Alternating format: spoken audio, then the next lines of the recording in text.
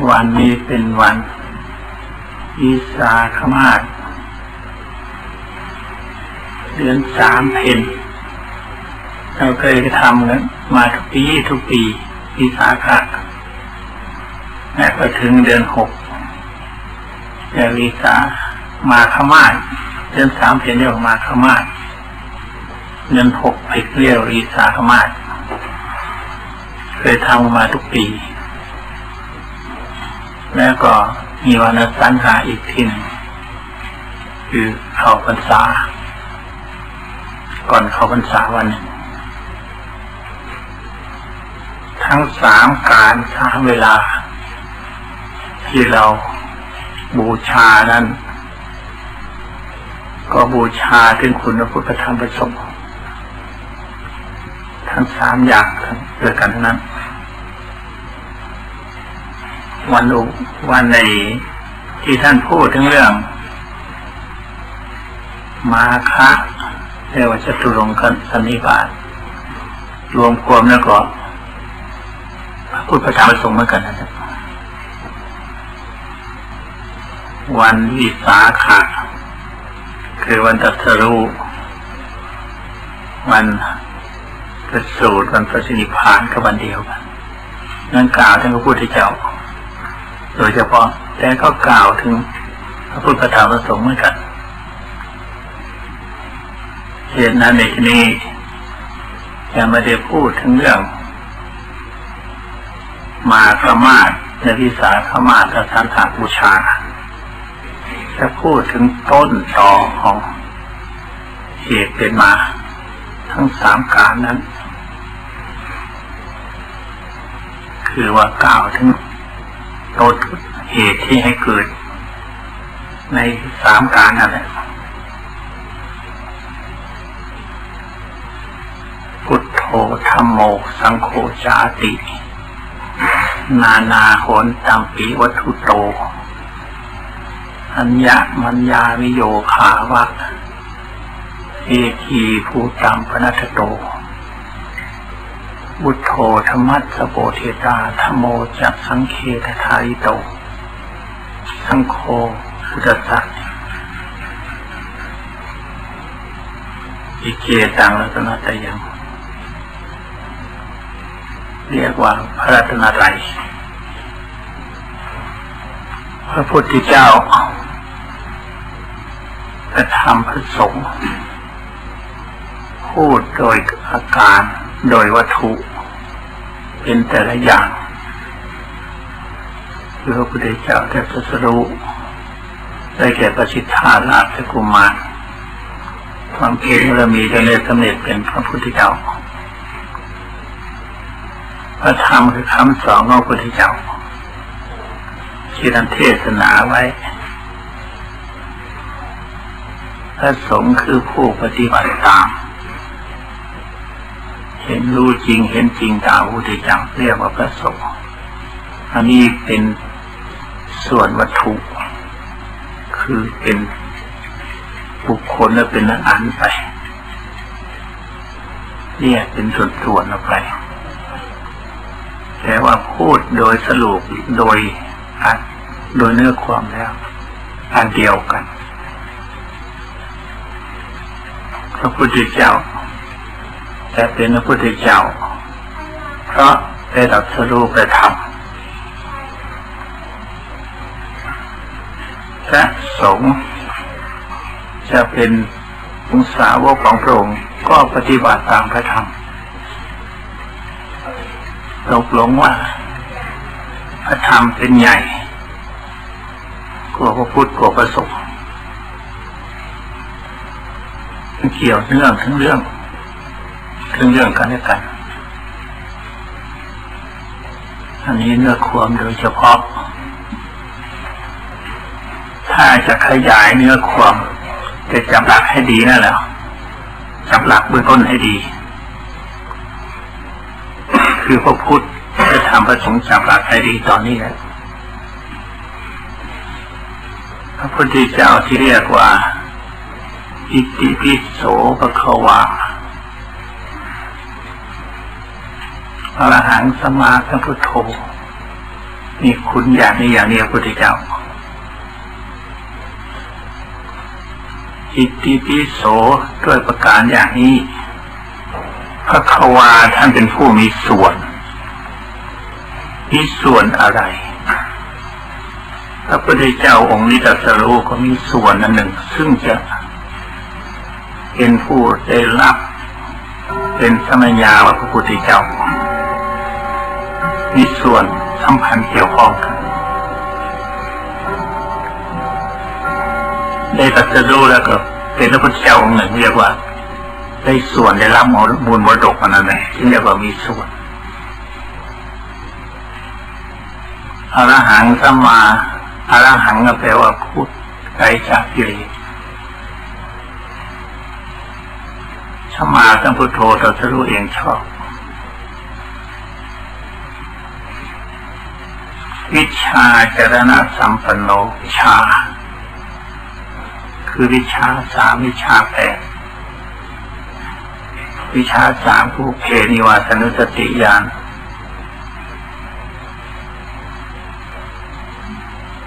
ก็เลือกชาติตอนหลังได้จตุปาทญาณเป็นความเกิดความดับของสัตว์ทั้งหลายเกิดแล้วดับไปก็ไปเกิดที่นั่น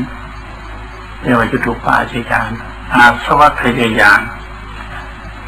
รู้ซึ่งอาสวะไขที่ทำจิตของตัวให้ผ่องใสสะอาดหมดจดบริสุทธิ์จนได้สำเร็จพระพุทธเจ้าเนี่ยวิชา3จรณะ15มีศีลเป็นต้นเรียกจรณะ15วิชาจรณะสัมปันโนสุขโตไปดีแล้วคำว่าไปดีนั้นเสด็จไปที่ใดดีทั้งหมดโปรดสัตว์ในที่ต่างๆไม่ได้อิจฉาเบียดเบียนใครๆนั้นแล้วก็เป็นคุณประโยชน์ยิ่งเป็นประโยชน์แก่สัตว์ทั่วไปหมดเพราะนั้นวิชาเรียกว่าสุขโตอีกในหนึ่ง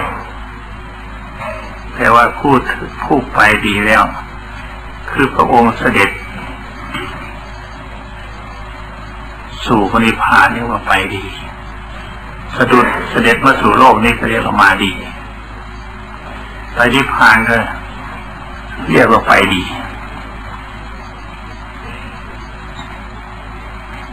โลกวิทูรู้แจ้งโลกทั้ง3คือมนุษย์โลกพูดกันง่ายๆว่ากามโลกที่ประกอบด้วยรูปเสียงกลิ่นรสเรียกว่ากามโลกรูปประโลกในการรูปประพบรูปประโลกในการรูปประพบรู้หมดทั้ง3โลกพระองค์จึงพ้นจากโลกถ้าไม่รู้ทั้ง3โลกนี้ก็ไม่พ้นจากโลกติดข้องในโลกทั้ง3นี้อนุตตโรคานี้เป็นประโยชน์แก่คนอื่นวิสาธรรมสาธิธาเทมุตสัทธาเทมุตสานังวุฒโธภวาอนุตตโรแปลว่าผู้ยิ่งใหญ่หาผู้เปรียบเทียบไม่ได้วิสาธรรมสาธิธาสัทธาเทมุตสานังใหญ่กว่ามนุษย์เทวบุตรเอวดาอินพรหมทุกสิ่งทุกอย่างเป็นสารถีเอกคือฝึกหัดคนให้ไปสู่สุคติไปสู่ที่ดียิ่งกว่าสารถีฝึกหัดสัตว์ทั้งหลายที่ให้ใช้การงานได้พระองค์ฝึกหัดมนุษย์สัตว์ทั้งหลายให้ละความชั่วอันนี้เรียกว่าฝึกหัดโลเป็นอย่างยิ่งกว่ามนุษย์ชาวโลกทั้งหลายครับเป็นสารถีเอกพุทโธเป็นผู้เบิกบานภควาตอนนี้เป็นผู้จำแนกแยกจ่ายธรรมะทั้งหลายให้กว้างขวาง อันนี้เรียกว่าพระพุทธเจ้าคราวนี้เมื่อเราปฏิบัติจากการนี้น้องเข้ามาตัวของเราค่ะนี่อย่าไปเอาคำพูดของท่านที่ท่านว่าอะไรนั้นเป็นเรื่องของท่านน้องเข้ามาทางปฏิบัติพระควาเป็นผู้มีส่วนเรามีส่วนไหมมีส่วนเอกตรัสรู้อย่างพระพุทธเจ้าไหมเราปฏิบัติเดี๋ยวนี้เรามีส่วนใดหรือยังอย่างน้อยที่สุดเราปฏิบัติถึงธรรมะคำสอนพระพุทธเจ้าสงบจิตสงบใจรักษากายวาจาใจให้บริสุทธิ์ขณะที่เราทำอยู่นี่แหละเรียกว่ารักษากายวาจาใจให้บริสุทธิ์เป็นผู้มีส่วนเป็นผู้มีส่วนของพระองค์พระองค์จะเป็นพระพุทธเจ้าก็ปฏิบัตินี้แต่ก่อนจนได้สำเร็จเป็นพระพุทธเจ้าจะชื่อว่าได้ส่วนของพระพุทธเจ้าเราก็มีส่วนอันหนึ่งซึ่งเป็นพระพุทธเจ้าพระองค์สอนนี่ทั้งนั้นสอนกายวาจาใจของเรานี่ทั้งนั้นเรามีกายวาจาใจหัดตามพระองค์เพื่อหัดตามมันได้ชื่อว่ามีส่วนตามมีส่วนตามพระองค์เหมือนกันให้น้องเข้ามาตรงนี้ไม่ต้องไปเอาอันพระควาของพระพุทธเจ้าเอาพระควาของเรานี่แหละอรหังเป็นผู้ไกลจากกิเลสเราไกลแล้วอย่างนี้กิเลสคืออะไรความเศร้าหมองของจิตใจเพราะว่าปฏิบัตินี้มันไกลจากกิเลสเลยอย่างเอาง่ายๆเพียงแต่ว่าศีลห้าเอาง่ายๆเนี่ยเพียงศีลห้านี่แหละเมื่อรักษาศีลห้างดเว้นจากฆ่าสัตว์รักษาประพฤติผิดมิจฉาจารกาโกหกมุทวาดื่มสุราเมลัยเราค้นแล้วหรือยังเราไกลจากกิเลสเลยยังฆ่าสัตว์หากว่าเราไม่ฆ่าเห็นสัตว์ก็ยังอยากอยู่ยังอยากเนื้อกินเอามาเป็นอาหารอยู่อันนั้นยังไม่ได้พ้นยังไม่ไกลจากกิเลสเห็นสัตว์แล้วคิดเบียดเบียนอิจฉาเกิดเมตตาเอ็นดูนั่นแหละไกลจากกิเลสไม่คิดอิจฉาพยาบาทของสองร้ายสองผ่านเขานั่นแหละไกลจากกิเลสแล้วลักทรัพย์ไม่ลักขโมยของเขาก็ไกลจากกิเลสแล้วแต่ยังจิตคิดอยากจะได้ของเขาอยู่ยังคิดอยากจะได้ของเขาอยู่ว่านั้นได้ชิดว่ายังไม่ไกลจากกิเลสกิเลสยังติดตามตัวของเราอยู่เราพ้นแล้วจากกิเลสอันยังหยาบส่วนกิเลสอันละเอียดคือความอยากได้อันนั้นเรียกว่าติดตามตัวของเราอยู่หากว่าเราไม่อยากได้ของเขาถ้าคิดอยากจะได้มีจิตใจโอบอ้อมอารีเห็นของเขาเหมือนกับของเราไม่คิดชอบไม่คิดขโมยไม่คิดลักขโมยของเขาเห็นของคนอื่นนั้นสงสารเอ็นดูว่าเขาอุตส่าห์พยายามหากันโดยการลำบากตากรรมเกิดเมตตาเอ็นดูสงสารอันนั้นไกลจากกิเลสแล้วการประพฤติผิดมิจฉาจารไม่คบสู้สู่ภรรยาได้สามีของคนอื่นอันนั้นก็ไกลจากกิเลสกันแต่ว่าเห็นของเขายังรักยังชอบอยู่ นั่นดีพอใจอยู่นั่นมันติดตามอยู่ภายในแต่ชื่อว่ายังไม่ไกลจากกิเลสของเขาคนอื่นของคนอื่นน่ะเกิดเมตตาสงสารเอ็นดูเขาเหมือนกับพี่กับน้องเหมือนกับพี่น้องรวมท้องอันเดียวกันคิดรักคิดใครถึงไม่คิดรักก็เหมือนกับรักพี่รักน้องไม่อย่างไม่รักอย่างบ่าวสาวรักกันเท่านั้นเรียกว่าไกลจากกิเลสมุสาวาทถึงเราไม่ปดไม่โกหกแต่เรายังพูดหยาบเรายังพูดหยาบพูดคลายพูดเพื่อเชื่อเลี้ยวไหลเป็นตลกขนองเล่นเพราะนั้นยังไม่ไกลจากกิเลส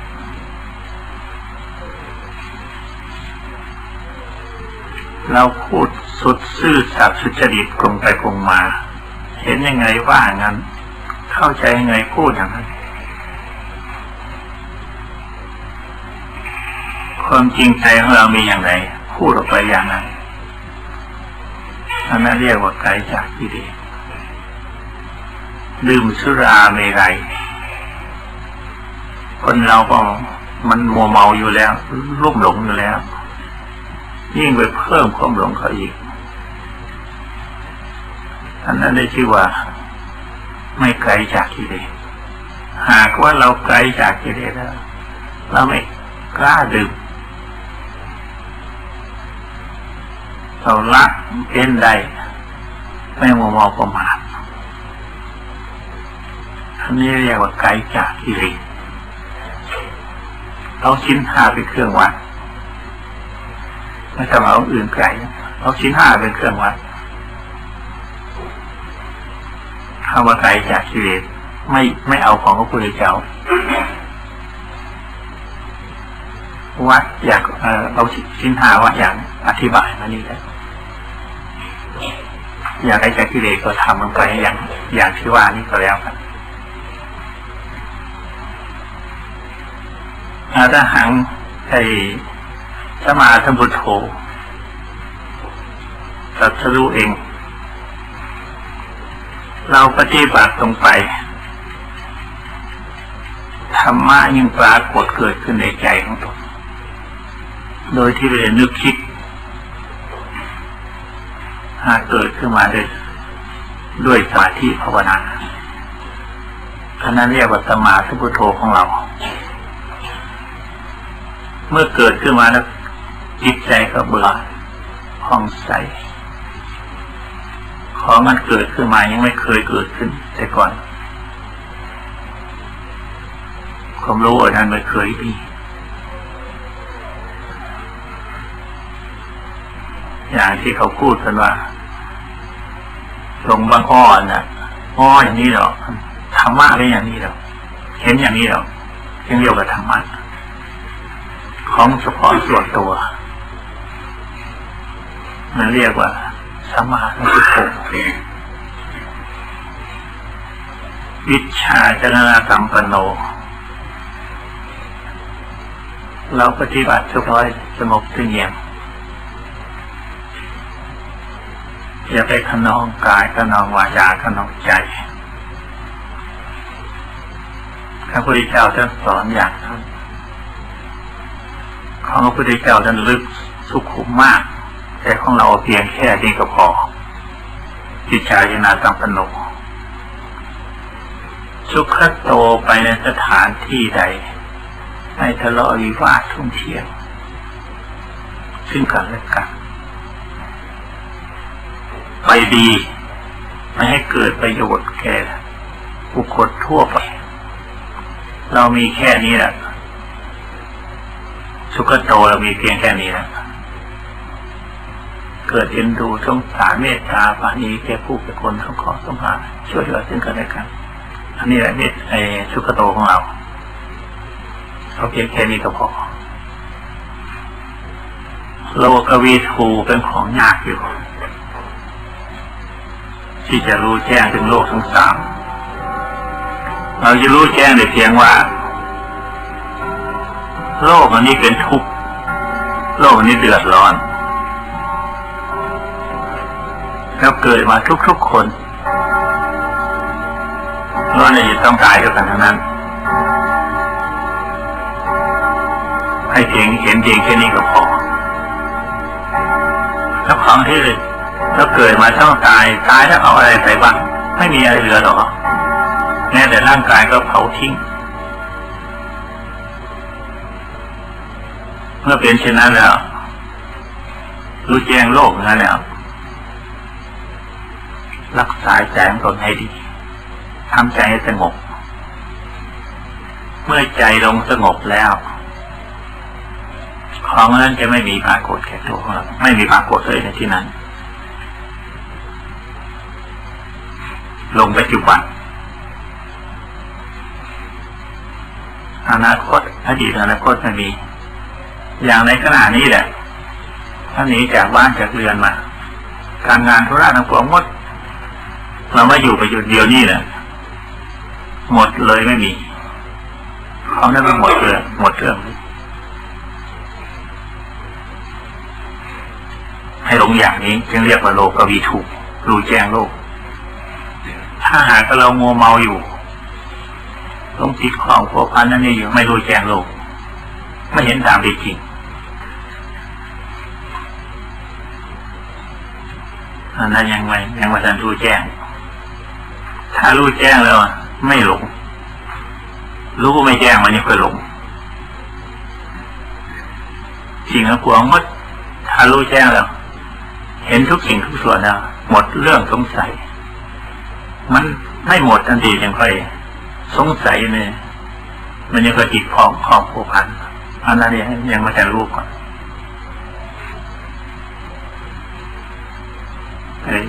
โลกวิถูอันนี้รู้แจ้งโลก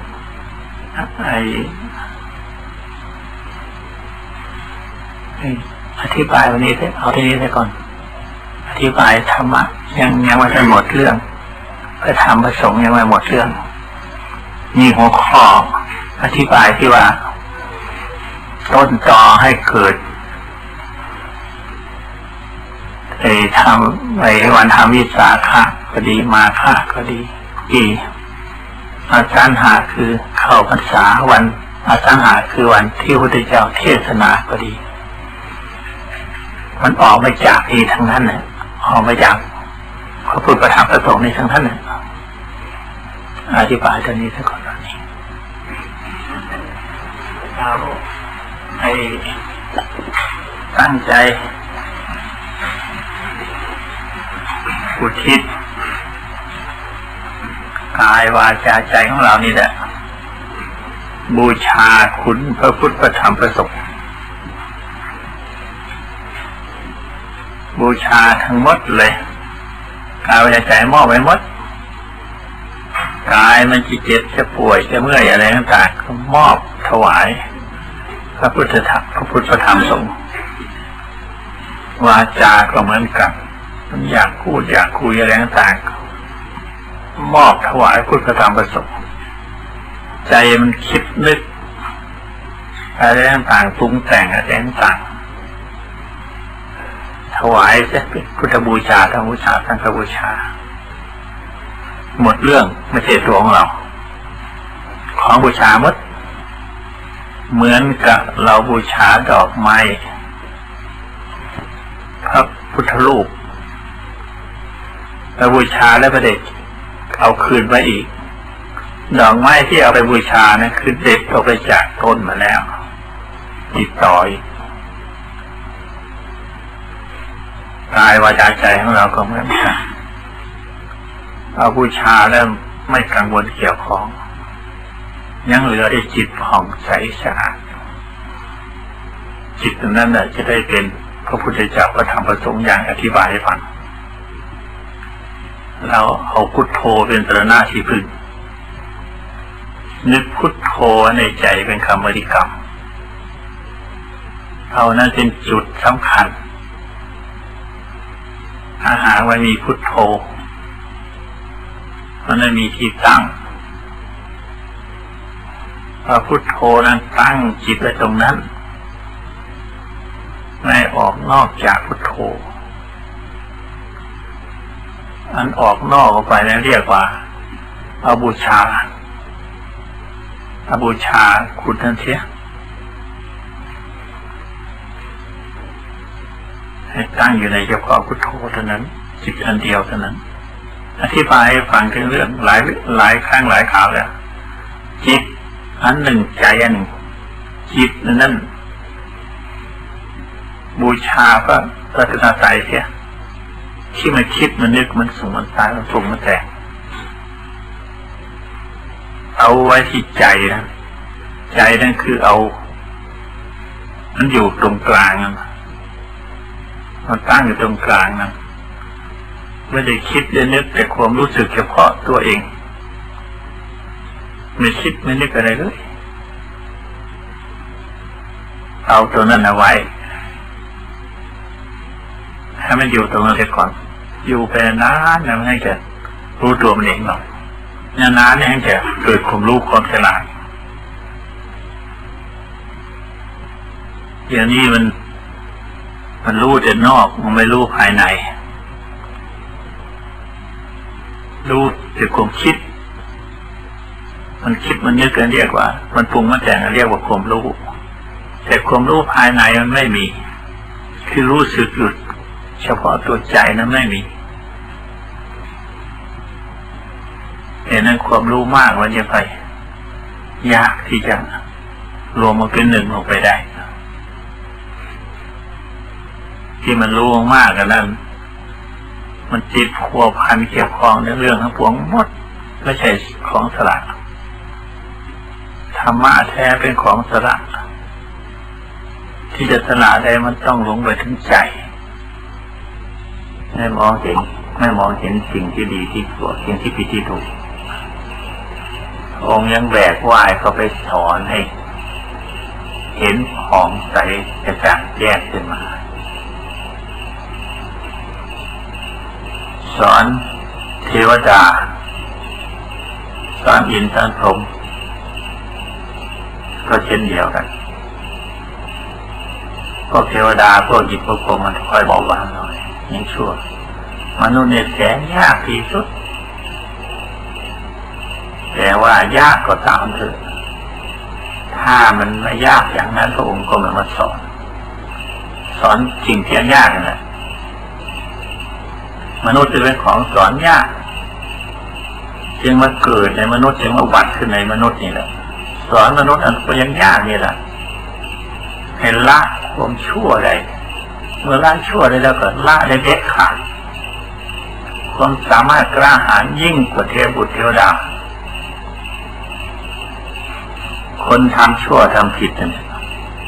พระองค์ยังค่อยสอนเทพบุตรเทวดาอินพรหมไม่ผิดจากศีลมีศีลห้าศีลแปดแล้วมันไม่ต้องสอนยากมนุษย์เราทำชั่วนี่แหละสอนในละชั่วนั่นแหละสิ่งที่ตนทำชั่วแต่ละได้ด้วยเด็ดขาดจึงกลับเป็นคนดีขึ้นมาอย่างฟังคุริมานเป็นต้นขาดคนถึง99 คนหรือมากกว่านั้นขึ้นไปกว่านั้นอีกเหลือที่จะนับได้99 คนนั้นอีกคนหนึ่งอย่างถึง1,000 คนอย่างนั้นผู้ที่เจ้าดีใจว่าจะได้ถึง1,000 คนนี้แหละเห็นก็วิ่งติดตามเลยที่หาในพระพุทธเจ้าพระองค์ยืนอยู่เฉยไม่ได้วิ่งหรอกเราก็คอยก่อนไปหาเจ้าหน้าโคดงคอยเราก่อนหยุดก่อนอย่าวิ่งให้หยุดก่อนนะเพราะบอกว่าหยุดแล้วคำว่าหยุดแล้วคำนั้นน่ะทำไมจึงว่าหยุดพระสมณโคดมทำไมจึงว่าหยุดเราวิ่งตามแทบตายเหนื่อยแทบตายเรื่องที่นิหารพระองค์หยุดอยู่แต่คล้ายกับว่าวิ่ง เหนื่อยพอแรงแล้วบอกพระองค์หยุดก่อนให้หยุดก่อนอย่าเพิ่งวิ่งพระองค์บอกว่าหยุดแล้วหยุดทำไมสมณะโคดมโกหกนี่เราหยุดแล้วเราไม่โกหกเราหยุดจากการฆ่าสัตว์เท่านั้นคำพูดคำว่าหยุดจากการฆ่าสัตว์เท่านั้นมันกินใจถึงอังคุลิมานเลยเราไม่ฆ่าสัตว์แล้วเห็นเราหยุดแล้วมาคิดถึงตัวของตัวของตนเราฆ่าสัตว์ทั้งโขหังเรายังจะฆ่าอีกครับเห็นพระเจ้าจะตายครับอันนั้นเรายังไม่หยุดคำว่าบอกว่าหยุดแล้วกินถึงใจลึกเข้าไปถึงใจเย็นว่าพอเป็นหัวถึงหัวใจเกิดสลดสังเวชขึ้นมาจึงยอมสละอาวุธต่างๆเข้าหาพระพุทธเจ้าองค์เทศให้ฟังอยู่ในสมัยอนุตตโรอย่างนี้แหละพระองค์ใครจะไปสอนได้อย่างนั้นเทวดาเห็นผมเป็นของมีศีลสมบูรณ์หรือของมีธรรมะสมบูรณ์แล้วอันนั้นมันของสอนง่ายมนุษย์ของเรานี่แสนยากแต่ว่าสอนได้แล้วดีเหลือเทวดาอีกครับอันนี้วิสาธรรมสาธิสถานเทวนุสานังของพระพุทธเจ้าจิตของเราแล้วค่ะนี่น้องมาเราทำยังไงเราจะเป็นอย่างพระพุทธเจ้าเป็นอนุตตรอย่างพระพุทธเจ้าพระองค์สอนพระองค์เองแล้วทรมานพระองค์แล้วฝึกหัดดัดกายวาจาใจของพระองค์แล้วเรียบร้อยทุกสิ่งทุกอย่างแล้วทำตัวอย่างให้คนอื่นเห็นตามนั่นเป็นของสำคัญเราฝึกหัดแล้วอย่างเดียวนี้เราอบรมฝึกหัดตัวของเราแล้วเนี่ยเราฝึกหัดได้แค่ไหนอบรมตัวของเราได้เพียงแค่ไหน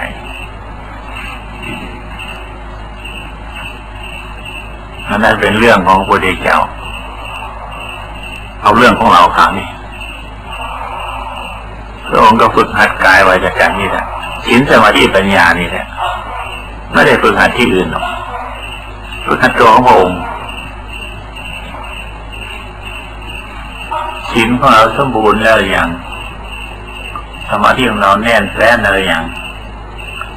ปัญญาของเราเฉียบแหลมแล้วอย่างเพียงแค่ไหนมันได้เพียงแค่ไหนได้ครับเรามาหัดอบรมตัวของเราเนี่ยมาฝึกฝนตัวของเราเนี่ยเมื่อฝึกฝนตัวของเราแล้วคนอื่นเป็นตามเราครับเป็นไปตามเราไม่ทำเราก็ดีแล้วเขาทำก็พอดีกับเราก็ได้ชื่อว่าฝึกหัดเขาด้วยเขาไม่ทำตามแล้วก็ดีพอแล้วนี่ยังได้ชื่อว่าปุริสาธรรมสาธิคำว่าฝึกหัดบุรุษนั่นไม่ได้พูดถึงเรื่องสตรีปุริสาธรรมสาธิสถานนั้นกล่าวถึงเรื่องบุรุษหมายความถึงผู้กล้าหาญผู้หญิงก็ช่างผู้ชายก็ตามมันกล้าหาญเรียกว่าบุรุษเหมือนกันทั้งนั้นบุรุษหมายถึงความกล้าหาญอะไรไม่ใช่กล้าหาญต่อสู้ศัตรูข้าศึกภายนอกกล้าหาญต่อสู้กับข้าศึกภายในเช่นว่าศีลห้าเราไม่มีเรากล้าหาญต่อสู้ชำระศีลห้าได้ ฆ่าสัตว์รักทรัพย์ประพฤติผิดในชาจารฆ่าพระโหดสวัสดิ์ดื่มสุราเมรัยชิด5 ข้อนี้มันเป็นศัตรูของเรากล้าหาญต่อสู้ได้ตัวนั้นมันล่าภาพยอมแพ้เราทั้งหมดคือมันไม่กลับเกิดขึ้นมาอีกนั่นแหละต่อสู้เป็นบุรุษนะพระองค์ก็หัดอันนี้หัดแต่ศีล 5แล้วไปพระองค์ยังได้เทศนาศีล 5เป็นต้นมนุษย์มีศีล 5เป็นต้นเนี่ยก่อนผู้ถือพุทธศาสนานับถือพุทธศาสนาต้องมีศีล 5เป็นต้นถือศาสนาแต่ว่าไม่มีศีล 5ก็เพียงแค่ว่าถือเฉยๆไม่ปฏิบัติตาม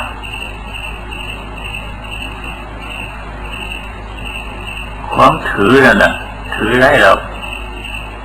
ถืออะไรก็ถือได้หรอกถือกับมือน่ะไม่ได้เข้าถึงจิตถึงใจไม่ได้ปฏิบัติถึงภายในถือแล้วมาปฏิบัติลองดูสิถือศาสนาต้องเอามาปฏิบัติลองมันยังถึงศาสนาต้องสอนกายวาจาใจเราปฏิบัติที่กายวาจาใจลองดูดิมันถึงศาสนาแท้ทีเดียวอันนี้ถือแต่เพียงกายเพียงแต่มือถือเฉยไม่ปฏิบัติได้ถึงใจอันนี้เรียกว่าอนุตตโรวิสาธรรมสารถีศรัทธาเป็นครูเป็นศาสดาเอกของมนุษย์ชาวโลกตลอดทั้งเทวบุตรเทวดาอินทร์พรหมหมดเป็นครูอย่างยิ่งเป็นครูวิเศษสูงสุดกว่ามนุษย์ชาวโลกที่พากันทรมานสัตว์ที่พากันอบรมสัตว์ที่เรียกเชี่ยวชาญฉลาดที่สุดแต่ยังสู้พระพุทธเจ้าไม่ได้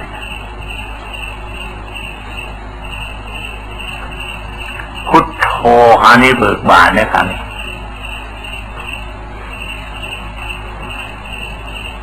เมื่อจิตใจของพระองค์ได้ทรมานเต็มที่แล้วฝึกฝนอบรมตนเต็มที่แล้วก็เบิกบานท่านอุปมาเปรียบมันก็ดอกบัวที่ออกเต็มที่เบิกบานเต็มที่เห็นหมดทุกสิ่งทุกเกสรทุกสิ่งทุกอย่างพระองค์ก็แบกหมดความรู้ของพระองค์มีเท่าไหร่เอามาเปิดเผยหมดคนเรานั้นไม่เข้าใจเฉยๆเลยเข้าใจว่าพระองค์ไม่เอามาเปิดเผยคือว่าไม่เข้าใจธรรมะของพระองค์อันนี้ผู้ได้เห็นจริงมันก็ไม่เห็นด้วยให้รู้จริงก็ไม่รู้ด้วยนั่นแหละผิดตรงนั้นตรงไม่รู้โดยตรงไม่เห็นนั่นแต่แท้ที่จริงพระองค์เปิดเผยว่าทุกสิ่งอย่างพระองค์เบิกบานจึงได้ประกาศโฆษณาถึงเรื่องสัจธรรมทั้งหลายไปในที่ทุกแห่งทุกคนประกาศโฆษณาเบิกบานหมดทุกสิ่ง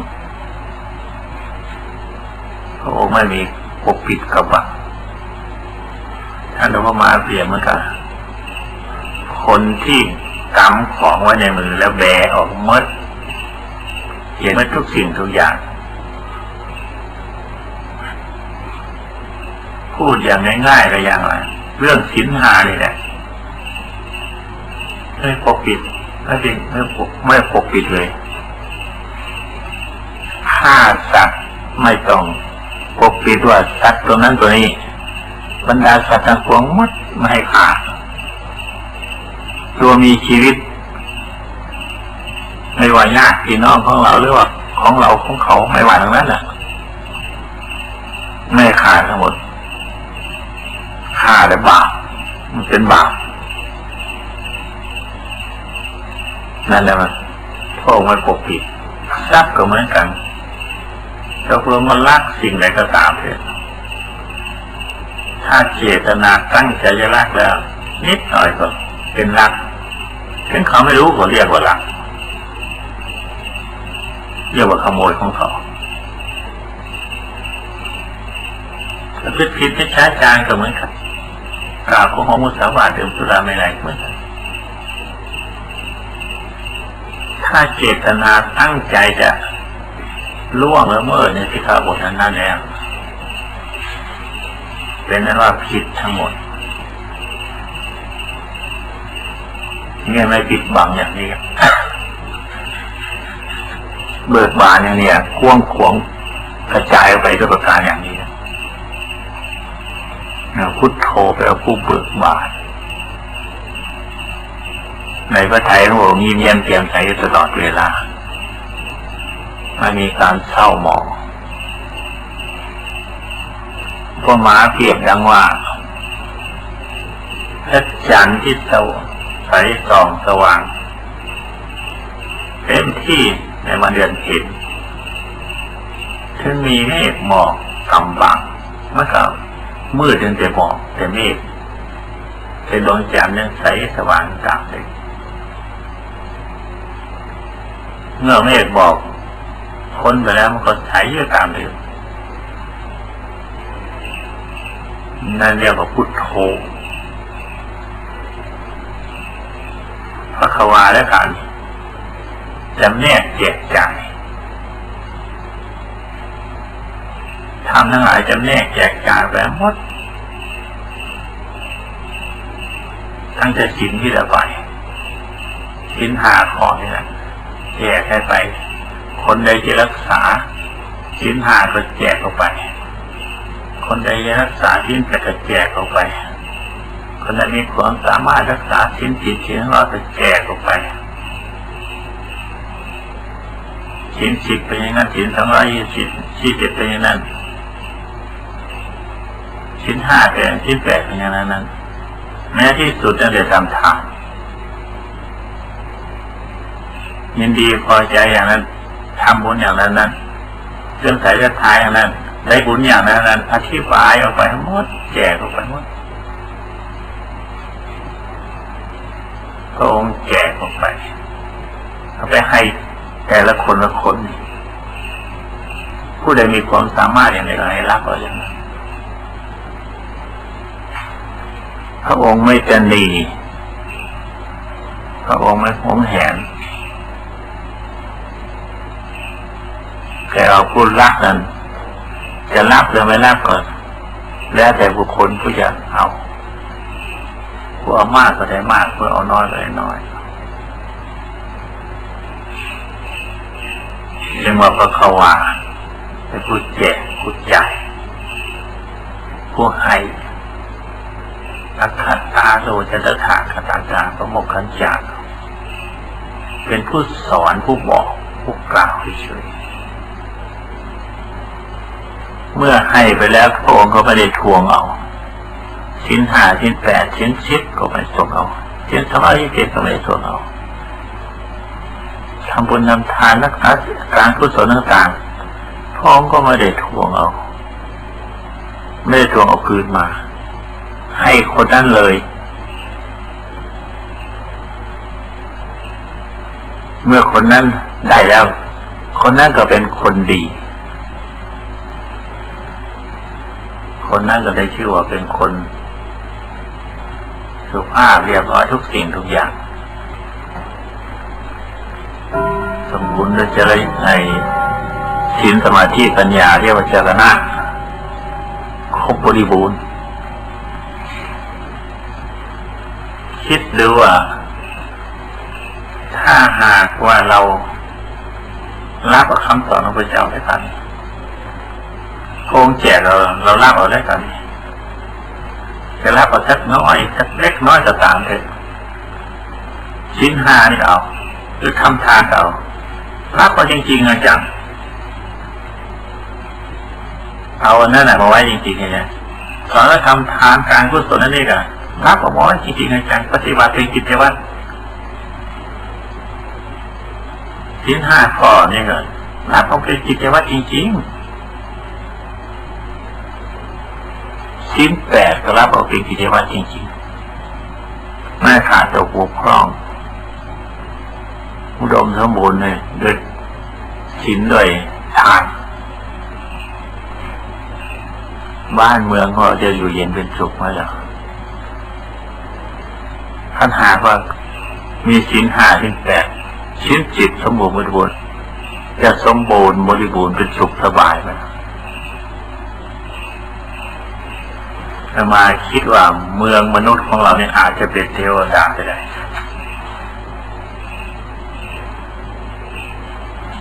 คนเราอยากจะได้ความสุขแต่หากไม่ผ่านการปฏิบัติมันจะได้มาจากไหนถ้าปฏิบัติตามศีล 5 ข้อของเราเสื่อมสูญหมดทุกสิ่งทุกอย่างเลยต้นเหตุมันอยู่ศีล 5 ข้อนี่เท่านั้นแหละความชิบหายของมนุษย์ชาวโลกก็เพราะศีล 5ไม่มีนั่นเองโลกจะวุ่นวายเดือดร้อนก็เพราะศีล 5ไม่มีนั่นเอง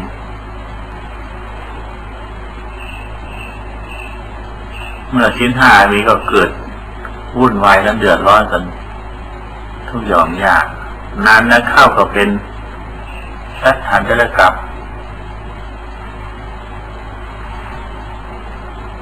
จิตหนาแน่นเรื่องกิเลส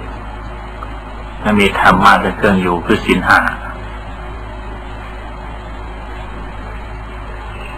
หาไปเถิดหาความสุขความสบายไม่ได้หรอกลองคิดดูว่าหาความสุขความสบายหาอยู่หากินหาเข้าของเงินทองสารพัดทุกอย่างเอาไว้มากๆเพื่อจะได้ความสุขเพื่อบำบัดทุกข์ศีล 5มีมันจะได้สุขมาจากไหนหาไว้มากๆมันก็พ้นชิกนั่นแหละดิค่ายเตะกันหมดแล้วดิมันจะได้ความสุขมาจากไหนคำศีล 5มีแล้วหมดเรื่องมีน้อยมีมากก็เลยตามเรื่องของใครของมันหากินตามกำลังศรัทธาตามกำลังกายกำลังวาจาของใครของมันนะมันก็หมดเรื่องมันไม่เปลี่ยนหาใช้เงินทองไว้มากมายหาไว้หลายนอนไม่หลับกันอีกก็เพราะไม่มีศีล 5นี่อธิบายมาในวันนี้3 บทคือว่าต่อจากวัน5ก่อนปุริสาธรรมสาทีธาเทวนุสานัง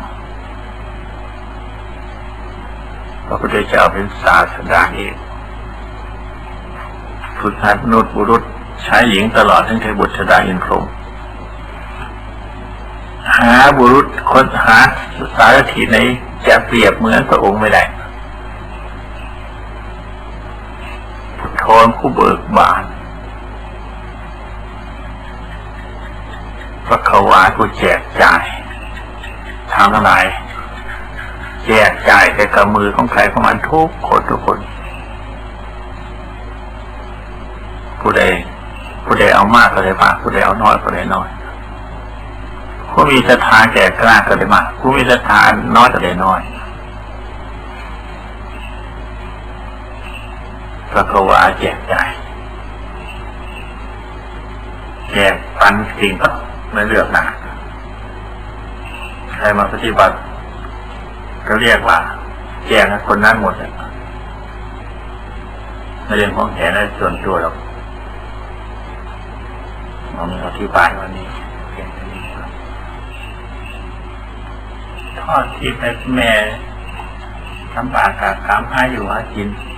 ผู้เดียวลูกชายก็บุเรียงบุดูแต่มาคิดถึงเรื่องกตัญญูกตเวที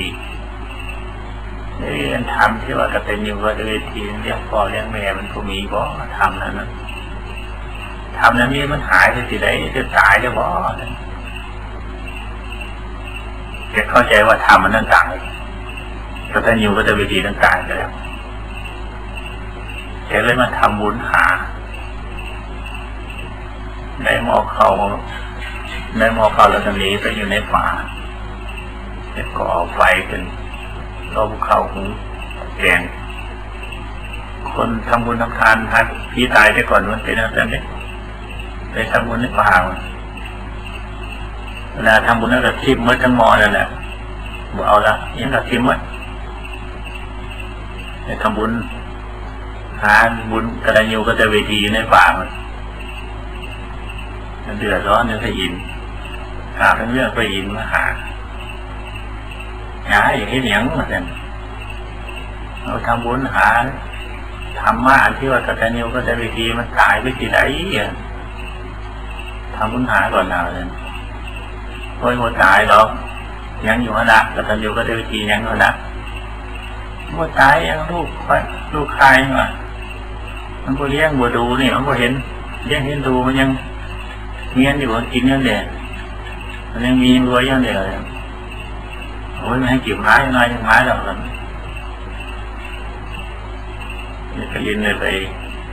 ขู่บังคับ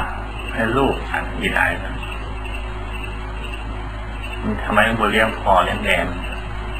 ทอดทิ้งให้พ่อแม่ทุกอย่างลำบากการทำขู่เข็นจะตีเอามันยังยอมมาเลี้ยงพ่อเลี้ยงแม่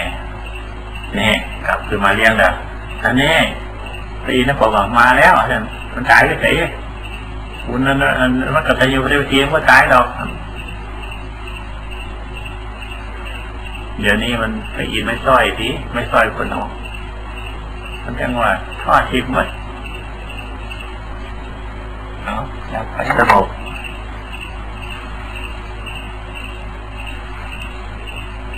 เราเคยกำหนดยังไงพิจารณาอย่างไรก็ให้พิจารณาตามเรื่องนั่นแหละแต่ว่าให้ตั้งสติให้เคร่งครัดตั้งสติเฉพาะตัวของจิตอยู่ตรงไหนตั้งสติตรงนั้นรักษาสติควบคุมจิตให้อยู่แน่วแน่กับสติอันเดียวอย่าเพิ่งให้มันออกไปหัดสติเนี่ยให้แก่กล้าจนกระทั่งมันอยู่ในอำนาจของตนเห็นอยู่นะเรียกว่าอยู่อำนาจของเราอย่าให้มันส่งสายมันพาเราไปจนไม่มีสติเรียกว่าเราอยู่อำนาจของจิตเมื่อตั้งสติกำหนดจิตอยู่แล้วมันห่างมีหรอกเรื่องความรู้มันเกิดอย่างนั้นคนเราไม่สังเกตเฉยๆถ้าตั้งสติกำหนดจิตดีๆแล้วมันสังเกตดูใจจิตนั้นมันอยู่หน้าของเรามันจิตมันผ่องใสสะอาดเห็นอยู่ทุกขณะแล้วมันจะส่อแสดงขึ้นมาครับส่อขึ้นมาในนั้นอยากรู้อยากเห็นนี่ก็ส่อขึ้นมาทีนั้นแต่ว่าอยากรู้มันทางรู้ขึ้นมาเองจิตมันไม่ใช่ไม่ถึงมันอยู่สักเท่าใดก็ตามเถอะมันให้มีแววอยู่ในตัวมีแวววาวเกิดขึ้นมาในนั้นเราจับอันนั้นมาพิจารณาจับอันนั้นไปคิดค้นต่อไปนี่ถ้าหากพูดถึงเรื่องจิตมันมีแววอย่างนั้นน่ะมันก็ต้องออกไปอย่างนั้นแต่ว่าถ้าจิตยังว่าถึงขนาดนั้นเอาพุทโธเป็นเครื่องอยู่ซะก่อนนี่ก็พุทโธให้อยู่กับพุทโธนั่นแหละสติควบคุมอยู่กับพุทโธนะเมื่อพุทโธอยู่กับจิตอยู่กับพุทโธควบคุมพุทโธกับจิตอะไรเดียวกันนั่นแหละการควบคุมจิตแล้วพุทโธหายไปหมด ยังเหลือแต่จิตถ้ายังควบคุมพุทโธไม่อยู่มันก็ยังไม่หายก่อนจิตก็ยังมันจะทิ้งพุทโธให้อยู่กับพุทโธเสียก่อนเมื่อจิตอยู่แนวแน่เต็มที่แล้วพุทโธหายหมดยังเหลือแต่จิตอันเดียวจิตกับสติเท่านั้นอยู่ผู้เดียวกัน